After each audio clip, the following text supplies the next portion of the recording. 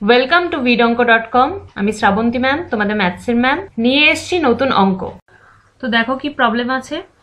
x by y equals to y by z হলে x Y z into x plus Y plus Z the whole cube divided by x Y plus Y Z plus Z x the whole cube এর সরলতম মান নির্ণয় করো।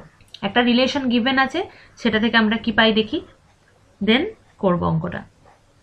তাহলে x by y equals to y by z আছে বা xz equals to y square।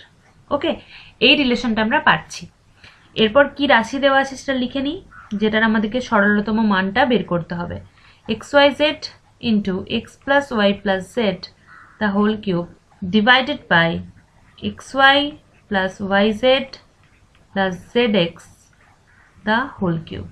ঠিক আছে, এরপর দেখো এটা কি লিখতে পারি, y ইন্টু এক্স জেড, তার মানে তো X Y Z, just X জেডটাকে একটু আলাদা করে লিখলাম।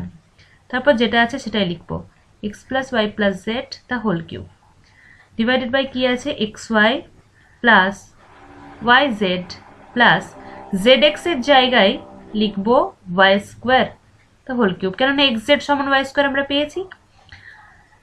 নেক্সট y ইন্টু এক্স জেডের জায়গায় আমরা কত লিখতে পারবো, ওয়াই স্কোয়ার, তাহলে সেটা লিখে ফেলবো into x plus Y plus z whole cube divided by, এরপর দেখো এই তিনটেতেই কিন্তু একটা করে y আমরা কমন নিয়ে নিতে পারবো। ঠিক আছে, তাহলে তিনটে রাশি থেকে একটা y নিয়ে নিলাম, কত থাকবে x plus z plus y the whole cube. ঠিক আছে, জাস্ট এটা দেখো গুণ করে দিলেই আগের লাইনটাই চলে আসবে, x Y plus Y Z plus y square. তো নেক্সট এটা কি হবে, y cube into x plus Y plus Z the whole cube divided by, ব্র্যাকেটের মধ্যে ওয়াই ইন্টু এটার কিউব আছে, তার মানে গোটাটারই কিউব হয়ে যাবে, মানে ওয়াই কিউব হবে, তার সাথে কত হবে x plus Y plus Z the whole cube. দেখো ওপর আর নিচে পুরোটাই কেটে যাবে, ফাইনালি পাবো 1।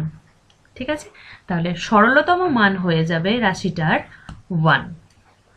ভিড অঙ্কের সাথে যুক্ত থাকার জন্য অনেক ধন্যবাদ। এই ধরনের প্রবলেমের সলিউশন পেতে আমাদের ওয়েবসাইট ফলো করতে থাকুন।